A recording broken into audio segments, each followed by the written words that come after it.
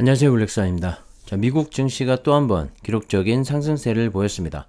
정말 어디까지 올라가게 될지 끝을 모르고 상승을 하고 있는데요. 지난주죠. 미 연준 의장인 파월의 입에서 올해 안으로 테이퍼링을 시작할 것이란 얘기가 있었음에도 불구하고 현재의 제로 금리는 계속해서 유지할 것을 시사하면서 금리에 좀 더 민감했던 이 나스닥 기술주들의 상승이 커졌고, 특히 애플은 미국 기업으로는 최초로 시가총액 2조 5천억 달러, 하나로 약 2,915조 원 고지를 넘어섰습니다. 애플의 주가는 3.04% 상승을 하면서 153.12달러로 기록을 했고, 지난해 8월 미국 기업 최초로 2조 달러 고지를 넘어선 지 약 1년 만에 또다시 2조 5천억 달러의 고지에 가장 먼저 올라서게 됐습니다. 자, 9월에 출시 예정인 신형 아이폰 13에 위성통신 기능이 탑재될 것이라는 보도가 나오면서 애플 주가의 상승세가 커졌고, 마이크로소프트는 1.3%, 아마존도 2.15%, 페이스북과 테슬라도 각각 2.15%와 2.67% 상승을 하면서 나스닥의 빅테크 기업들 모두가 상승을 했습니다.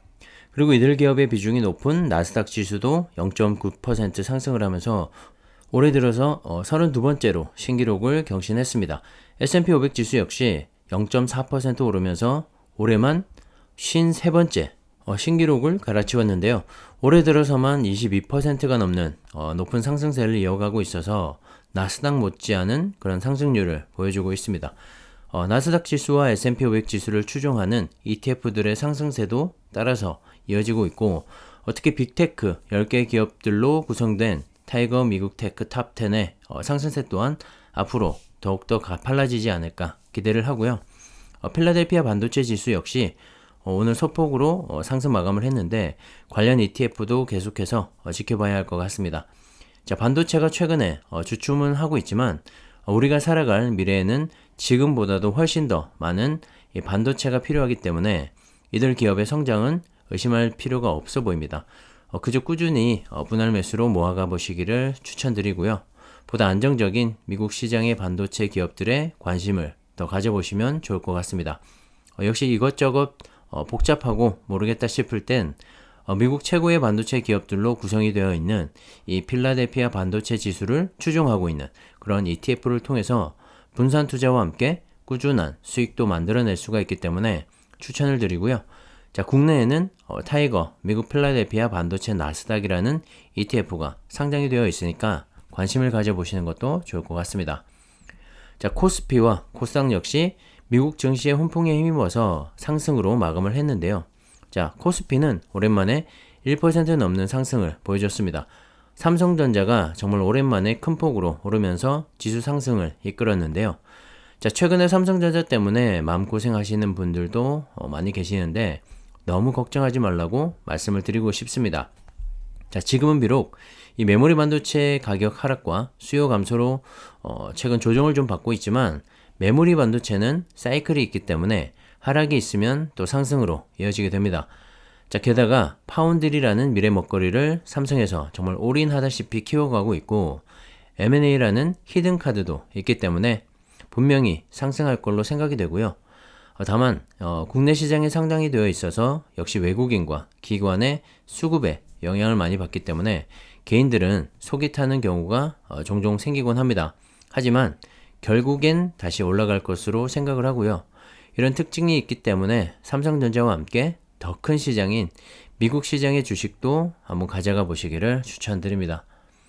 자, 환율을 보시면 최근에 8월 20일 최고점인 1183.5원을 찍고 계속 하락을 하고 있는 모습인데요. 자, 환율이 내려간다는 건 주식 시장에선 호재로 받아들여져서 상승으로 이어진다는 걸 의미하기도 합니다. 자, 역시 최근에 이 환율 흐름과 코스피 지수를 비교해 보시면 한눈에 알아보실 텐데요. 환율이 상승할 때 코스피 지수는 하락을 하고, 반대로 환율이 하락세로 돌아서면 코스피 지수는 다시 상승세로 바뀌는 걸 알 수가 있습니다. 자, 미국 시장에서 테이퍼링은 있겠지만 금리 인상은 별개의 문제이고 아주 먼 이야기라는 점이 다시 한번 위험 자산에 대한 투자 심리를 개선시켰고, 한국과 같은 이머징 마켓으로 달러가 다시 유입이 되고 있는 모습이죠. 그래서 다시 원화 강세가 이어지게 되고 원달러 환율이 하락을 하게 되는 겁니다. 자, 오늘 보시면 주구장창 팔아대던 외국인이 정말 오랜만에 매수세로 전환을 하면서 지수를 끌어올린 모습인데요. 자, 최근 3개월 동안 코스피에서 무려 11조 5천억 원을 순매도했고, 최근 일주일간 매매 동향을 봐도 2천억 가까이 순매도를 했었습니다. 그런 외국인이 오늘만 1조 1756억 원을 순매수하면서 코스피 상승을 이끌었고, 이렇게 외국인들의 돈이 들어오면서 원달러 환율은 하락을 하게 된 거죠. 오늘 제법 큰 매수가 들어왔는데요. 오늘을 계기로 외국인들이 다시 돌아올 것인지도 앞으로 계속 지켜봐야 할 것 같습니다. 자, 국내 증시는 어쩔 수 없이 이 외국인에게 기댈 수밖에 없기 때문이죠. 외국인의 매수세가 계속 이어지게 된다면 우리나라 증시 역시 새로운 역사를 다시 한번 써내려가지 않을까 기대를 합니다. 자, 오늘 모처럼 만에 국내 2차전지 관련주들도 큰 폭으로 상승을 했는데요. 자, LG화학만 배터리 화재 이슈로 인해서 오늘도 1.56% 하락을 하면서 빠지는 그런 모습을 보여줬습니다. 하지만 삼성 SDI와 SK이노베이션을 비롯한 2차전지 소재, 부품, 장비 업체들이 모처럼 상승을 하면서 코덱스 2차전지 산업은 3.23%, 타이거 2차전지 테마는 3.04%, 그리고 타이거 KLX 2차전지 K뉴딜은 2.19%로 상승 마감을 했습니다. 자, 최근에 조정을 좀 받았지만 다시 상승을 하고 있는 모습을 보여주고 있고요. 2차전지 배터리는 우리나라와 중국 시장을 빼놓고는 얘기를 할 수가 없기 때문에 2차전지 배터리에 투자를 하신다면 한국과 중국의 2차전지 시장 둘 다 투자하시는 게 좋을 것 같고요. 보다 안정적으로 2차전지 ETF 투자를 추천드립니다. 최근 들어 전기차의 가격을 낮추기 위해서 전기차 원가의 40%를 차지하고 있는 이 배터리 가격을 낮추는 것이 관건이 되어가고 있는데요. 자, 국내 3사의 배터리 가격에 비해서 중국의 배터리 가격이 상대적으로 저렴한 상황입니다. 자, 국내 배터리 3사의 가격이 비싼 이유는 NCM 혹은 NCMA와 같이 니켈, 코발트, 망간, 알루미늄 등의 비싼 광물에 속하는 3원계 혹은 4원계 금속을 사용하기 때문인데요. 이유는 있습니다. 자, 바로 1회 충전 후에 주행 가능한 거리 때문인데요. 주행 거리가 짧더라도 배터리 가격을 낮추는 그런 전략에 집중을 하고 있는 CATL을 비롯한 중국 업체들과는 다른 모습입니다. 주행 거리를 늘리는데 핵심적인 역할을 하는 것은 바로 니켈인데요. 국내의 배터리 3사는 양극재에서 니켈 비중을 80% 이상으로 끌어올린 하이니켈 배터리 기술에서만큼은 세계 탑 클래스입니다. 그리고 에너지 밀도를 높일 뿐만 아니라 원자재 가격이 비싼 코발트 비중을 상대적으로 줄일 수가 있어서 중국 업체의 싼 배터리 가격 공세에도 대응을 할 수가 있기 때문에 국내의 배터리 3사는 3원계 배터리를 중점적으로 개발하고 양산하고 있는 것이죠. 자, LG 에너지 솔루션은 코발트를 줄이고 알루미늄을 첨가한 4원계 NCMA 배터리를 내년 상반기에 양산할 계획이라고 합니다. 자, 그렇게 되면 니켈 비율을 90% 수준까지 올릴 수가 있어서 1회 충전 시 주행 가능 거리 또한 상당히 늘어나게 되는데요. GM의 얼티멈 플랫폼 기반의 전기차에 처음 탑재가 될 예정입니다. 최근에 볼트 전기차와의 리콜 사태에도 불구하고 GM 측의 합작 의지는 분명했기 때문에 리콜 사태가 마무리되고 LG화학에서 LG에너지 솔루션 분사까지 정리가 되고 나면 주가 역시 다시 달려가지 않을까 생각을 합니다. GM 역시 현재 LG를 버릴 수가 없는 상황이기 때문에 잘 해결이 되고 두 기업 간의 합작 관계도 이상 없이 흘러갈 것으로 생각이 되는데요. 자, 시간은 좀 걸리겠지만 전기차와 2차 전지의 대세 흐름에는 변함이 없을 것 같습니다. 자, 삼성 SDI는 니켈 함량 88% 이상의 하이니켈 기술이 적용된 젠5 배터리 양산을 역시 하반기에 준비하고 있는데요. 젠5 배터리는 15분 충전을 하면 배터리 용량의 80% 정도인 480km까지 주행을 할 수가 있는 그런 기술을 적용했습니다. 자, 완충 시에는 최대 600km까지 주행을 할 수가 있고요. BMW, 스텔란티스, 폭스바겐 등에 공급을 할 예정입니다. 특히 스텔란티스와의 합작사 설립 이슈도 있고 제2의 테슬라로 불리는 리비안과도 연결이 되어 있어서 앞으로 삼성 SDI의 성장성도 의심할 필요가 없어 보입니다. 자, SK이노베이션의 하이니켈 배터리는 포드의 첫 전기 픽업 트럭인 F150 라이트닝에 적용될 것으로 보이는데요.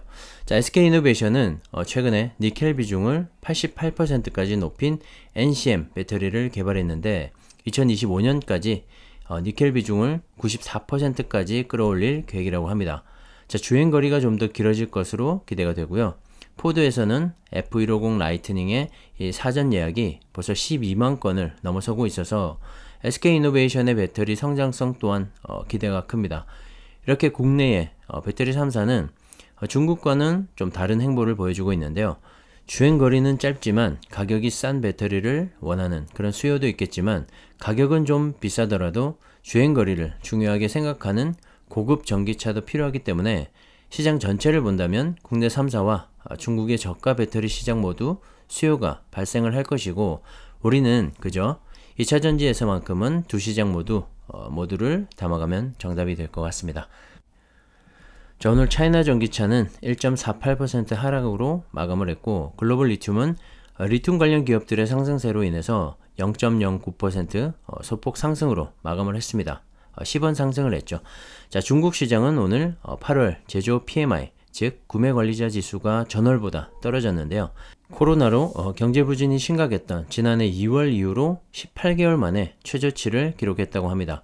비제조 PMI도 전달보다 크게 떨어지면서 전반적인 경제 지표 부진과 또 어제 18세 미만 청소년에 대해서 온라인 게임 시간을 종전보다 축소한다는 그런 중국의 규제 조치가 발표가 됐었죠. 그러면서 오늘 시장이 전반적으로 위축된 모습을 보여주면서 혼조세로 끝이 났습니다. 자, 하지만 중국의 전기차와 2차전지 관련 산업은 중국 정부에서도 키우고 있고 적극적으로 지원도 하고 있기 때문에 오늘 하락은 일시적인 조정 정도로 생각이 들고요. 산업 전반의 흐름에는 큰 변화가 없을 것 같습니다. 자, 2차전지는 하루하루 등락에 너무 마음 쓰지 마시고요. 큰 그림을 그리고 긴 호흡으로 가져가시면 좋을 것 같다는 생각입니다. 자, 오늘 하루도 수고 많으셨고요. 오늘은 여기까지 하겠습니다. 감사합니다.